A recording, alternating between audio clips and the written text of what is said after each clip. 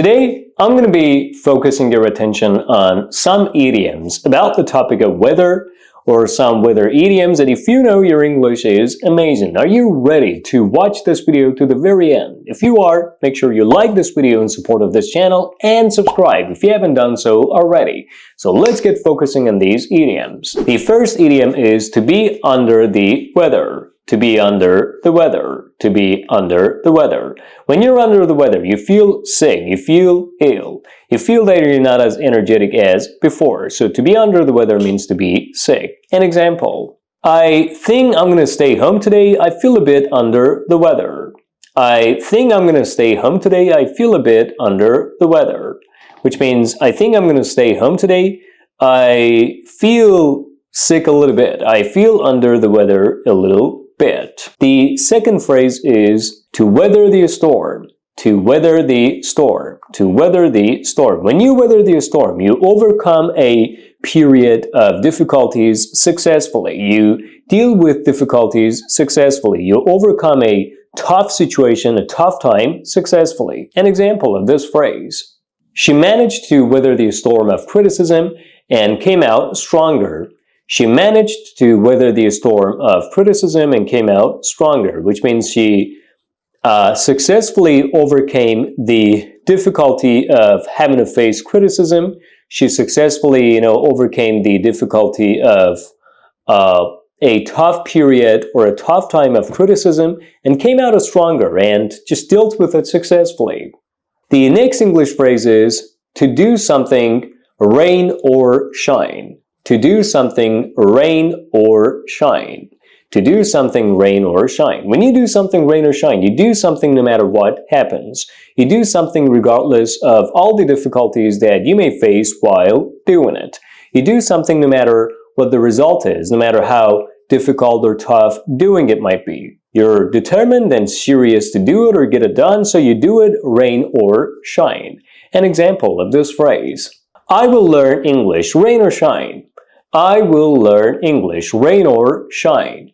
I will learn English, rain or shine, which means I will learn English no matter what happens, despite all the difficulties and challenges that I may face in the process of learning English. I will learn this language no matter what the result is and no matter how tough or difficult the process of doing so might be. Now we're getting to the next phrase, which is a store in a teacup. A store in a teacup. A store in a teacup. A storm in a teacup refers to a big fuss over a very small problem, or refers to, the exaggeration of a very small problem. When you make a big deal out of something unimportant, something small, when you make, a mountain out of a molehill, when you make a big thing of something very small and unimportant. An example of this phrase: the argument is a storm in a teacup. It's no big deal. The argument is a storm in a teacup. It's no big deal. The argument is a storm in a teacup. It's no big deal, which means the argument is actually something unimportant. You shouldn't make a big deal out of it. You shouldn't make a big thing of it. It's just something very unimportant and minor. The next weather English idiom that you must have probably heard but not knowing the meaning of is it's raining cats and dogs. It's raining cats and dogs. It's raining cats and dogs. When we say it's raining cats and dogs, what we mean is that it's raining heavily. So to be raining cats and dogs means to be raining heavily. An example of this phrase: we have to cancel all our plans because it's raining cats and dogs today. We have to cancel all our plans because it's raining cats and dogs today. We have to cancel all our plans because it's raining cats and dogs today, which means we have to cancel all our plans because it's raining heavily today. The next weather English idiom that if you know your English is amazing is to save for a rainy day. To save for a rainy day. To save for a rainy day. When you save for a rainy day, you save money for when it is needed the most, or you save resources for when they are needed the most, or you save something for when there is a significant need for it in the future. An example of this phrase: it's wise to save for a rainy day in case of emergencies. It's wise to save for a rainy day in case of emergencies. It is wise to save for a rainy day in case of emergencies, which means it is wise to save money for, when you need it most in case of emergencies or when there is a, significant need or demand for it. The next weather idiom that you gotta learn is to make hay while the sun shines. To make hay while the sun shines. To make hay while the sun shines. When you make hay while the sun shines, you take advantage of a good opportunity as long as it lasts or exists. So to make a hay while the sun shines refers to the idea that you take advantage of a good opportunity, a golden opportunity, you seize a golden opportunity as long as it lasts or it exists. An example of this phrase: we should finish this project while we have the chance. Let's make hay while the sun shines. We should finish this project while we have the chance. Let's make hay while the sun shines. We should finish this project while we have the chance. Let's make hay while the sun shines, which means we should complete and finish this project as long as we have the chance. We got to take advantage of this golden opportunity as long as it exists or it lasts. The next weather English idiom that you got to know is to chase rainbows. To chase rainbows. To chase rainbows. What does it mean when we say someone is chasing rainbows? Well, to chase rainbows refers to the idea that you're pursuing an unachievable, unattainable dream. You're pursuing a dream that is far-fetched. You're pursuing a dream that may not be, possible to reach, may not be possible to be pursued, or may not be possible to be achieved. An example of this phrase: he's always chasing rainbows, hoping for things that will never happen. He's always chasing rainbows, hoping for things that will never happen. He's always chasing rainbows, hoping for things that will never happen, which means he's always pursuing, the unachievable, unattainable, and far-fetched dreams that he may not be able to reach. He always hopes for things that will never happen. The next weather English idiom is every cloud has a silver lining. Every cloud has a silver lining. Every cloud has a silver lining. Every cloud has a silver lining refers to the idea that in every bad situation there is a positive. There is a positive aspect in every bad situation, in every unpleasant situation. An example of this phrase: I know you're upset, but remember, every cloud has a silver lining. I know you're upset, but every cloud has a silver lining, which means I know you're sad now, but always remember and keep in mind that there's always a positive in every negative. There's always a positive in every negative situation. The next weather English idiom that you gotta know is a fair weather friend. A fair weather friend. A fair weather friend. But what does a fair weather friend mean, and what does it refer to? A fair weather friend refers to someone, a friend that, stays friends with you or is one of your friends as long as the situation is good, as long as things go well, things go smoothly, pleasant things happen. But once the situation gets tough, they disappear. They quickly go away and they don't stay friends with you. So a fair weather friend refers to someone who you believe is a friend of yours or who you are friends with that is only friends with you as long as things are good, the situation is pleasant, or things are going well, but quickly disappears and goes away or leaves you alone when the situation gets tough, when the going gets tough and things become unpleasant. An example of a fair weather friend: don't rely on him, he's just a fair weather friend. Don't rely on him, he's just a fair weather friend. Which means don't rely on him, he's only going to be friends with you as long as things are good, as long as you're happy, you're rich, you're wealthy, you're doing well or things are going well. But once things do not go well, or once the situation gets tough, or unpleasant things happen, he will quickly leave you alone. He will go away, he will disappear, and you will no longer be able to count on him. So don't rely on him, he's just a fair weather friend. The next weather phrase that you gotta know is a stormy relationship. A stormy relationship. A stormy relationship. A stormy relationship refers to the kind of a relationship in which the two people involved or the people involved argue with each other constantly, or there are ongoing conflicts and disputes, One day they're happy together, another day they're sad, and they're arguing with each other. One day, they're spending lovely time and moments with each other. The next day, they're fighting and arguing with each other. So that's the meaning of a stormy relationship. An example of this phrase: they have a stormy relationship, always fighting and making up. They have a stormy relationship, always fighting and making up, which means they have an unstable relationship with each other. One day, they are happy together, another day they're fighting and arguing with each other. They keep arguing with each other, fighting and making up the next day. The next weather English idiom that you gotta know is to throw caution to the wind. To throw caution to the wind. To throw caution to the wind. When you throw caution to the wind, you do something risky. You take a risk without considering the consequences. You do something risky, you take a risk without thinking about what will happen in the future, without considering the consequences or the outcomes of the risky thing that you're doing. An example of this phrase: he threw caution to the wind and decided to start his own business. He threw caution to the wind and decided to start his own business, which means he decided to take a risk and start his own business. The next weather English idiom that you gotta know is, it looks like rain. It looks like rain. It looks like rain. When we say it looks like rain, it means the weather is rainy. It is going to rain. It is supposed to rain. Or it is predicted that it will rain. Or the weather looks rainy. So it looks like rain. An example of this phrase: I think we better cancel the party because it looks like rain.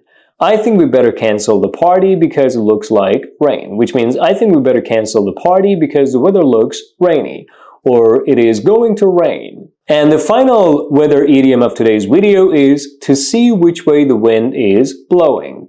To see which way the wind is blowing. To see which way the wind is blowing. When you see which way the wind is blowing, you try to find out what a situation is like before making an important decision. You try to evaluate, analyze, and assess a situation before doing something important or before making an important decision.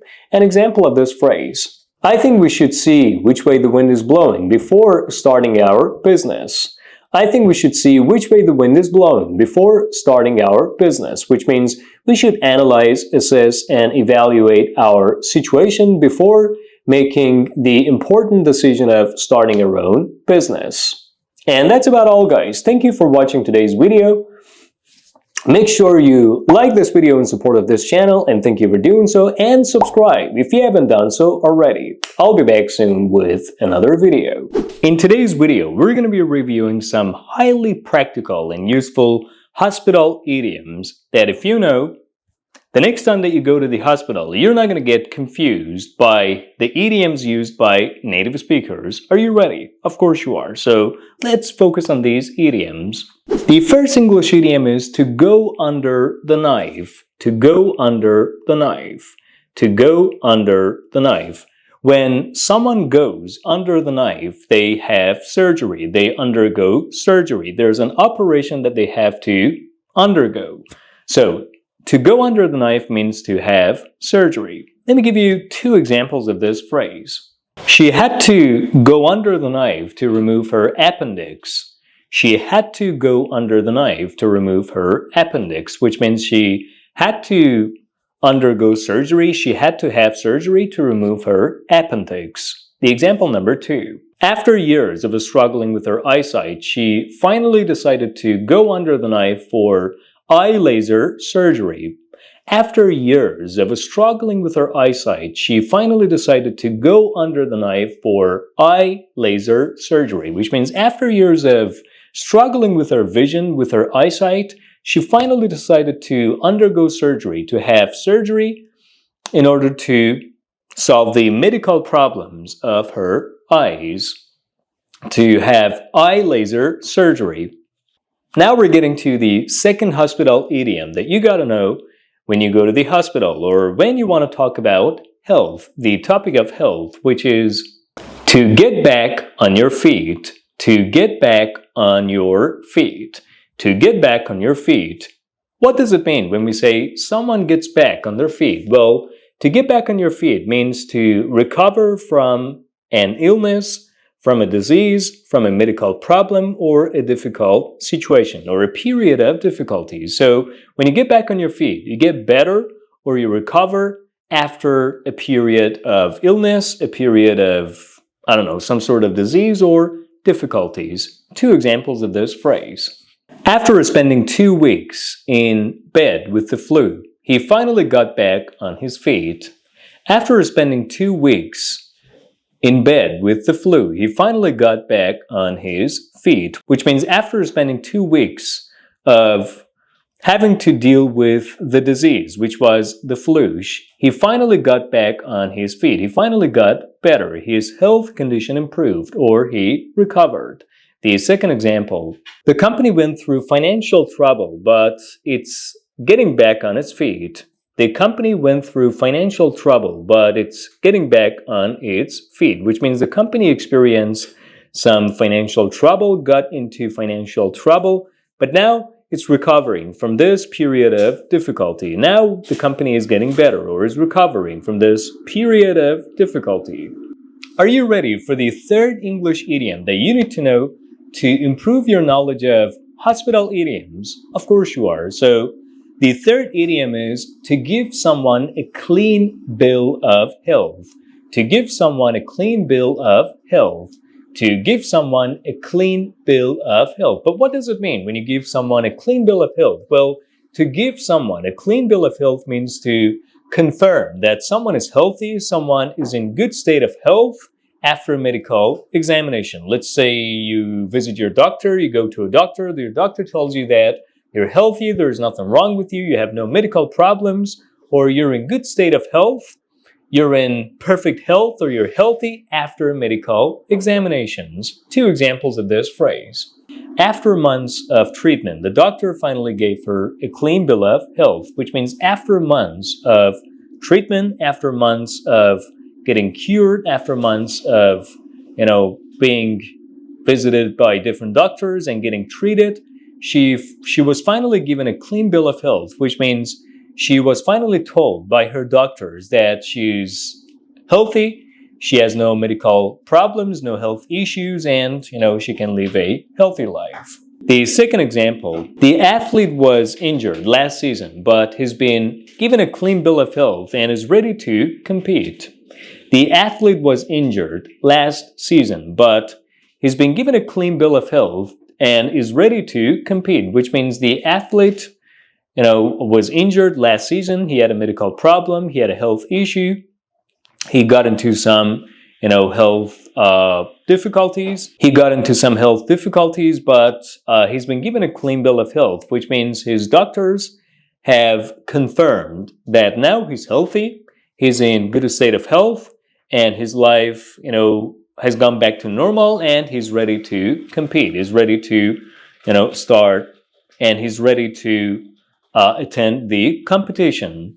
All right, now we're proceeding to the next idiom, which is to be on the mend. To be on the mend. To be on the mend. To be on the mend. But what does to be on the mend mean? Well, to be on the mend means to be recovering from an illness or from an injury. So when you're on the mend, you're recovering from an illness or from an injury. Or you're in the state of recovering from the illness or from the injury. 2 examples of this phrase. He was in the hospital last week, but he's on the mend now. He was in the hospital last week, but he's on the mend now, which means he was in the hospital last week, but now he's getting better. He's, recovering from his illness, from his injury. The second example. After breaking her leg, she spent months in recovery, but now she's on the mend. After breaking her leg, she spent months in recovery, but now she's on the mend. Which means after breaking her leg, she's spent months in recovery to get better. And now she's on the mend. Now she's recovering from her illness, from her injury. All right, now we get to the 5th English idiom that if you know your knowledge of hospital idioms or your knowledge of hospital English has been improved, which is to come through something, to come through something. To come through something means to survive a difficult situation, to recover from an illness, from an injury, or a period of difficulties. So when someone comes through something, they successfully recover from an illness, from a disease, from a health problem, or they successfully overcome a period of difficulties. Two examples of this phrase. The doctors weren't sure if he would survive, but he came through after a risky surgery. The doctors weren't sure if he would survive, but he came through after a risky surgery, which means the doctors weren't sure that he would recover from the surgery. He would actually survive the surgery, but he came through after a risky surgery, which means he successfully overcame the difficulties. He successfully recovered from the problem, the health issue, from surgery. She had a tough time during chemotherapy, but she came through stronger than ever before. She had a tough time during chemotherapy, but she came through stronger than ever before, which means she had a tough time during chemotherapy, but she came through. She successfully dealt with it. She successfully overcame the period of difficulties, or she successfully recovered from the chemotherapy and she came out on top. She came out of it smelling of roses, and now she's stronger than ever before. All right, now we got to focus on the next English idiom, next health and hospital English idiom that you got to learn to be able to speak better in the hospital.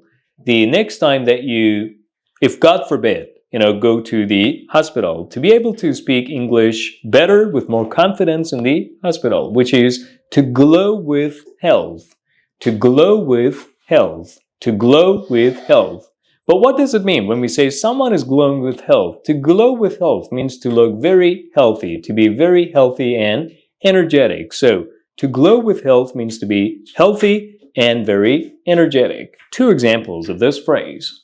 After taking a long vacation, she returned home glowing with health, which means after taking a long vacation, she returned home full of energy. She returned home energetically. She returned home looking very healthy. The next example.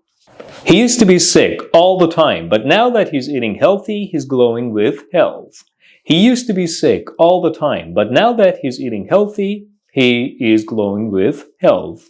He used to be sick in the past, but now that he's eating well, he's eating healthy food, he's glowing with health. He's very healthy. He's very energetic. And now we're getting to the final phrase of today's video that you gotta know to be able to speak with more confidence or more confidently the next time that, if God forbid, you go to the hospital, which is to be at this door. To be at this door. What does it mean when we say someone is at this door? Well, to be at this door means to be so sick, to be so ill that you're about to die. Or when we say someone is at this door, it means their state of health is deteriorating. They are in such deteriorating state of health that they're about to die. They're about to lose their life. So to be at this door means to be very close to your death, to be on the verge of death as a result of the disease or illness that you have. Two examples of this phrase. After her childbirth, she was at this door, but she recovered. After her childbirth, she was at this door, but she recovered, which means after her childbirth, she was so sick, so ill that she was going to die, that she was about to die. She was on the verge of death, but she got better. She recovered. The second example. She was so sick last week that she felt like she was at this door. She was so sick last week that she felt like she was at this door. She was so sick last week that she felt she was at this door, which means she was so sick last week that, she thought she was going to die, that she felt like she was going to die. And that's about all, guys. Thank you for watching today's video. Now let's review all these 7 idioms together. Go under the knife. Go under the knife. Go under the knife. Get back on your feet. Get back on your feet. Get back on your feet. Give someone a clean bill of health. Give someone a clean bill of health. Give someone a clean bill of health. To be on the mend. To be on the mend. To be on the mend. Come through. Come through. come through. Glow with health, glow with health, glow with health. Be at this store, be at this store. I'll be back soon with another video. Hello everyone and welcome back to another video on your YouTube channel. Yes, as you can see, today I'm recording our video, outdoors here in nature in this very beautiful place. So what are we going to do? We're going to be focusing on several practical English phrases and idioms. And if you know your English is amazing. So let's get started. The first English idiom is, don't give me that line. Don't give me that line. Don't give me that line. But what is the meaning of don't give me that line? They use this phrase in response to someone saying something that is not true or unacceptable. So when someone says something that you cannot believe, that you believe is not true or is unacceptable, you can simply say, don't give me that line. Let me provide you with an example of this English phrase. Oh, sorry, I couldn't come to your birthday party because I was sick. Come on, don't give me that line. I know you're lying. Oh, sorry, I couldn't come to your birthday party last night because I was sick. Oh, come on, don't give me that line. I know you're lying, which means what you're saying is unacceptable, what you're saying is not true. I know you're lying. Now let's move to the next English phrase that if you know your English is wonderful, which is to turn on the charm, to turn on the charm, to turn on the charm.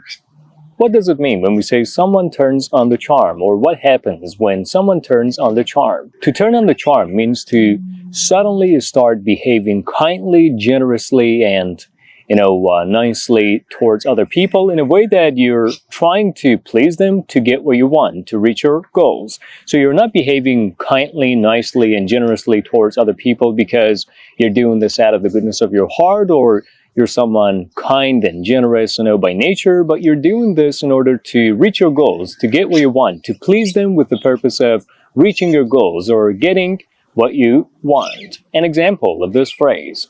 How did you convince the landlord to lower the rent? Well, I turned on the charm by helping him all the time. How did you convince the landlord to lower the rent? Well, I turned on the charm by helping him all the time. Alright, now we're getting to the third English phrase that if you know your English is amazing, which is to line your own pockets. To line your own pockets. To line your own pockets. What does it mean when we say someone is lining their own pockets? Or to line your own pockets? Well, to line your own pockets emphasizes the idea that you're making a lot of money, usually in a dishonest way. You're making a lot of money selfishly in a dishonest way by abusing your power or your influence, by taking advantage of your authority, taking advantage of your power or the position that you have. An example of this phrase. The corrupt politicians always line their own pockets instead of helping the poor. The corrupt politicians always line their own pockets instead of helping the poor. The corrupt politicians always line their own pockets instead of helping the poor, which means the corrupt politicians are always looking for ways to make money selfishly and dishonestly by taking advantage of their authority, their power, their position, instead of doing what they should really do, which is helping the poor, helping people, helping the public, helping the poor people. They do anything but help people. They don't do what they're actually supposed to do. They have their positions, that they have to help people with the purpose of helping the public, but they don't do what they're originally supposed to do. They just think of ways of lining their own pockets. They just think of ways of taking advantage of their power or their authority to make a lot of money, selfishly and dishonestly. Alright, now we're proceeding to the next English phrase that if you know your English is wonderful, which is to be in your element. To be in your element. To be in your element. To be in your element means to feel comfortable and confident because you're in a situation that suits your personality or suits your skills and potentialities. So to be in your element means to feel comfortable or to feel, confident as a result of being in a situation that suits your skills, suits your character or your personality. An example of this phrase. Now that she's found a suitable job, she's in her element. Now that she's found a suitable job, she is in her element. Which means now that she's got a suitable job, she's found a suitable job, she feels confident and comfortable because she feels that she's in a situation in which she has what she needs and the situation, suits her character or personality. Alright, now we gotta proceed to the next English phrase, which is the exact opposite of to be in your element, which is to be out of your element. To be out of your element. To be out of your element. What does it mean when we say someone is out of their element? Well, to be out of your element means not to feel comfortable or confident because you're in a situation in which you believe that things do not suit your character, your personality, your skills, or who you are. So to be out of your element means to feel uncomfortable or to lack confidence because you're in a situation in which you believe things do not suit your character, your personality, or who you are. An example of this phrase: she's always out of her element on foreign trips. She's always out of her element on foreign trips. She's always out of her element on foreign trips, which means she's always uncomfortable or she lacks confidence, self-confidence on her foreign trips. Means whenever she's on foreign trips, she doesn't feel comfortable. She lacks confidence because she believes she's in a place in which, things or circumstances do not suit her character. Alright, now let's get to the next English phrase that if you know your English is wonderful, which is to have money to burn. To have money to burn. To have money to burn. What does it mean when we say someone has money to burn? Well, to have money to burn means to be so rich that you have extra money to waste. Or to have money to burn means to be very wealthy in a way that you got a lot of extra money that you don't know how to spend, that you usually waste on stupid things.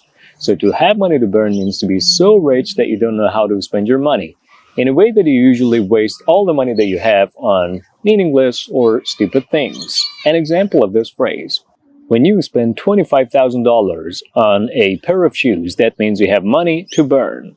When you spend $25,000 on a pair of shoes, that means you have money to burn, which means when you spend $25,000 on a pair of shoes, that means you're so rich that you don't know how to spend your money. You're so rich that you usually waste your money on meaningless and stupid things, things that are not worth the money that you pay for them.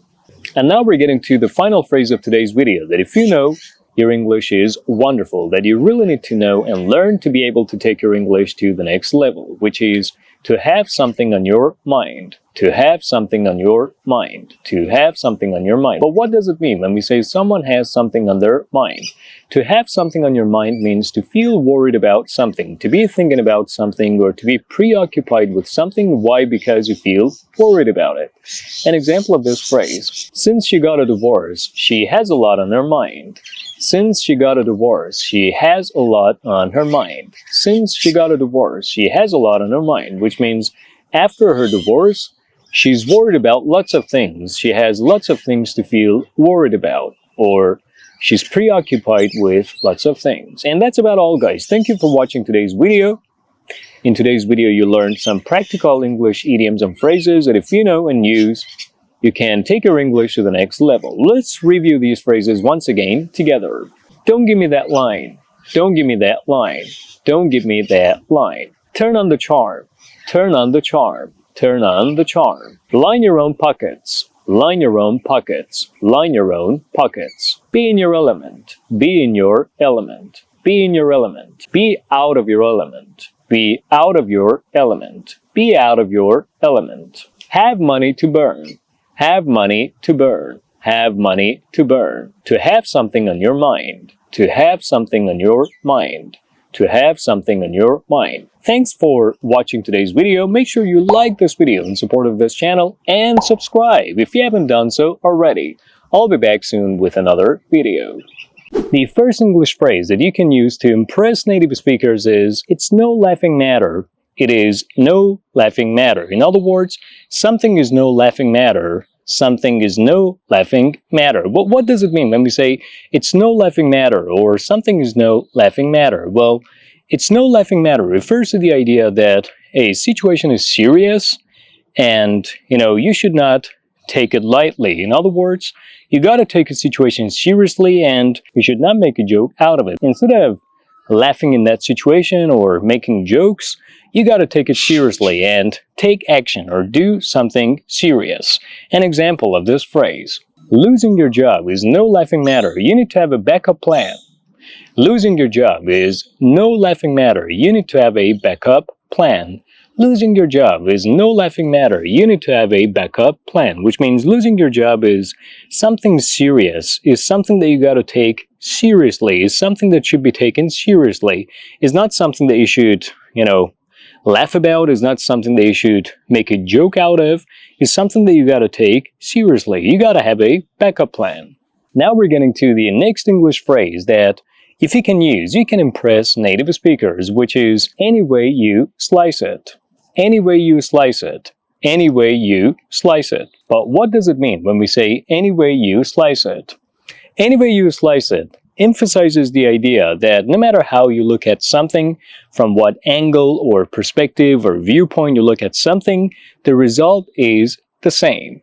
The result doesn't change. The result is exactly the same. So no matter from what angle, perspective, or viewpoint you look at something, the result is exactly the same. That's the meaning of any way you slice it. An example of this phrase: any way you slice it, learning English takes effort and consistency. Any way you slice it, learning English takes effort and consistency. Which means from any perspective, viewpoint, or angle you look at it, no matter how you look at it, learning English takes effort, takes consistency, takes energy. The result is the same. Learning English doesn't change. The process of learning English doesn't change. It does take effort, energy, and consistency. The next English phrase that you can use to surprise and impress native speakers is, it all comes down to something. It all comes down to something. It all comes down to something. Now you might be wondering what the meaning of it all comes down to something is. It all comes down to something means the main point is something that everything depends on is, or the main point is. An example of this phrase: it all comes down to confidence. If you believe in yourself, you'll speak better. It all comes down to confidence. If you believe in yourself, you'll speak better. It all comes down to confidence. If you believe in yourself, you'll speak better, which means the main thing is to have confidence. It all depends on how confident you are, or the confidence that you have. If you feel confident, you will be able to speak better. Alright, now we're proceeding to the next English phrase that if you use in your speech, in your conversations, you can impress native speakers, your native friends, which is the bottom line is, the bottom line is, the bottom line is, the bottom line is means the main point is, the most important thing is. An example of this phrase: the bottom line is you need to stop making excuses and start practicing. The bottom line is you need to stop making excuses and start practicing, which means the most important thing is that you need to stop, you need to put an end to making excuses, and you got to start practicing immediately. Alright, now let's get to the next English phrase that if you use, you can easily impress native speakers, which is, it stands to reason that. It stands to reason that. It stands to reason that. But what does it mean when we say it stands to reason that? It stands to reason that means something is so clear and obvious, something is so logical that can be easily understood, or something is very clear, something is very logical. So it stands to reason that means something is very clear and logical, something can be easily understood and accepted as a fact because it's very clear and logical. An example of this phrase: it stands to reason that if you practice English daily, you will become more fluent. It stands to reason that if you practice English daily, you will become more fluent, which means it makes sense that, or it is logical that, it's very clear that if you practice English daily, you will become more fluent. And now we're getting to the final phrase, final practical and commonly used English phrase of today's video that if you use, native speakers will be impressed, which is, you can't have it both ways. You can't have it both ways. You can't have it both ways. You can't have it both ways means you can't have the advantages of two situations, two different situations at the same time, or you can have the positives, the positive aspects of two different situations at the same time. You can only have one. You can't have both at the same time. An example of this phrase. You want free time and you also want to earn more money. You can't have it both ways. You want free time and you also want to earn more money, right? You can't have it both ways. Which means, on the one hand, you want to have more free time, you want to work less, and on the other hand, you want to make more money, which requires working harder and resting or relaxing less. You can't have it both ways, which means you can't have the two advantages of two different situations at the same time. You can only choose one. You can only have one. You can't have, two advantages of two different situations all at once at the same time.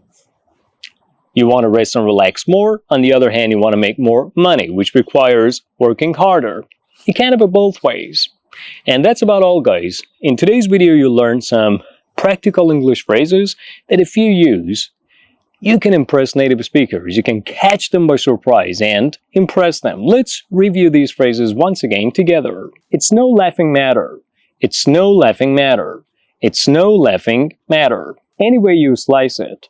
Any way you slice it. Any way you slice it. It all comes down to something. It all comes down to something. It all comes down to something. The bottom line is, you can't have it both ways. You can't have it both ways. You can't have it both ways. It stands to reason that. It stands to reason that. It stands to reason that. And that's about all, guys. Thank you for watching today's video. Make sure you like this video in support of this channel. Thank you for doing so, and subscribe if you haven't done so already. I'll be back soon.